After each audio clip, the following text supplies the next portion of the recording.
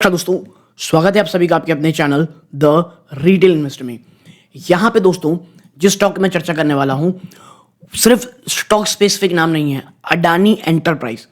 यहाँ पे अडानी एंटरप्राइज में इसीलिए लिया गया है, ओवरऑल अडानी जो ग्रुप है दोस्तों उसमें जिस प्रकार की प्रॉब्लम आ रखी है आप देखें, लगभग 23.5, और ये आपको सिर्फ एक दिन में दिख रहा है। एक दिन में ओवरऑल लगभग 24% की गिरावट हुई है।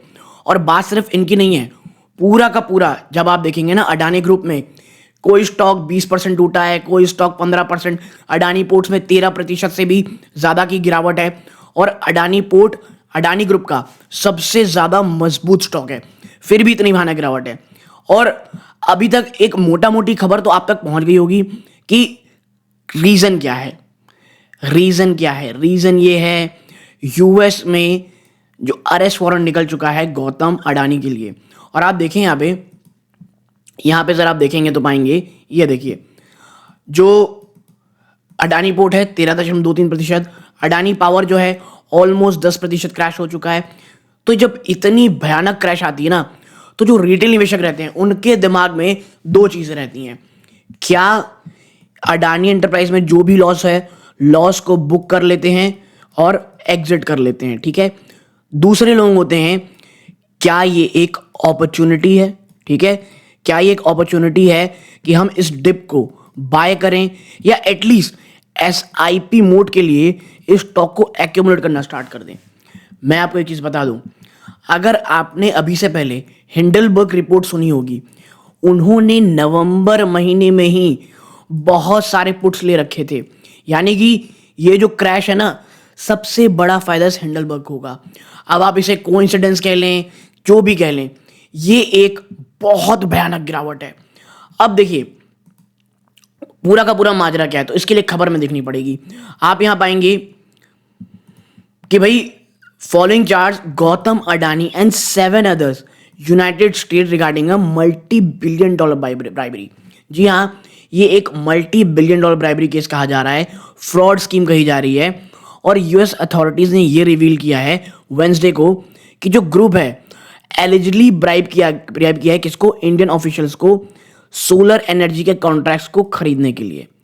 अडानी शेयर क्या देख रहे हैं, worst out since Hindenburg accident and early 2023, यानी अर्ली 2023 में जो भयानक गिरावट आई थी उसके बाद की यह भयंकर गिरावट है। जो फ्लैगशिप कंपनी अडानी एंटरप्राइज, उसने तो 20% ज़्यादा की गिरावट दिखाई है। अडानी एनर्जी सॉल्यूशन ने आइडेंटिकल ड्रॉप दिखाई, यानी लगभग 20% के आसपास। अडानी ग्रीन एनर्जी ने almost 20%, total gas 18.14%, Adani power में 17.79, अडानी पोर्ट्स ने लगभग 15% जब ये वीडियो रिकॉर्ड किया गया था। अब आप देखिए इसके साथ अंबुजा सीमेंट में सिग्निफिकेंट फॉल देखने को मिला है, लगभग 15% का। अब देखिए नीचे चलेंगे तो आप पाएंगे कि जो ओवरऑल चीज है ना, मूडीज क्या कह रहा है इसके बारे में। देखिए जो मूडीज है ना, इस गिरावट के बाद indicted that the development negatively affect the credit standing of Adani group. सबसे बड़ा झटका, क्योंकि ये छोटी मोटी कंट्रीज में नहीं आ रहा है, ये यूएस में आया है, तो जो क्रेडिट रेटिंग है वो खराब होगी। और मूडीज इसमें कहता है ये जो इंडाइटमेंट है अडानी ग्रुप के चेयरमैन को और कुछ अन्य सीनियर ऑफिशियल की ब्राइबरी को लेकर के, ये निगेटिव असर डालेगा ग्रुप कंपनीज में। लेकिन हमारा जो मेन फोकस है जब हम अडानी ग्रुप को करते हैं वो ये है कि ability of the group companies to access capital to meet their liquidity requirement on its governance practices. आप देखें जबकि जो जीक्यूजी शेयर है वो सबसे बड़े इन्वेस्टर हैं अडानी ग्रुप के, उन्होंने 26% डिक्लाइन देखी है अपने ऑस्ट्रेलियन एक्सचेंजेस में, ठीक है। वेंसडे को अडानी ने डिस्क्लोज किया है एक ग्रीन एनर्जी इन्वेस्टमेंट, और डिस्क्लोजर ये coincides with the company chairman's congratulatory message to US president Donald Trump, ठीक है। तो भाई वहां पे भी लगातार कही जा रही है। देखिए एक चीज तो श्योर है, बाइडेन जो है ना, बाइडेन एडमिनिस्ट्रेशन, उन्हें इंडियन बिलियनर्स बिल्कुल भी पसंद नहीं आ रहे, स्पेशली अडानी। और देखिए कोर्ट में क्या होगा कैसे होगा हमको देखना पड़ेगा, लेकिन जैसा कि पता होगा हिंडलबर्ग रिपोर्ट ने बात कही है। एक बात श्योर है, जो क्रेडिट रेटिंग है उससे एक बहुत बड़ा झटका लगा है अडानी ग्रुप को, और अडानी ग्रुप को इसे संभलने में काफी समय लगने वाला है, ठीक है, तो देखना हमको ये होगा आने वाले समय में किस प्रकार की चीज़ें रहेंगी।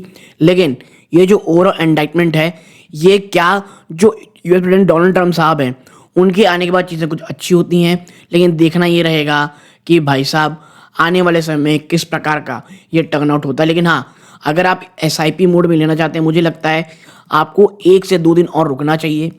तुरंत ही इस गिरावट को नहीं, 1 से 2 दिन रुकना चाहिए, देखना चाहिए किस प्रकार की चीज़ें हो रही हैं।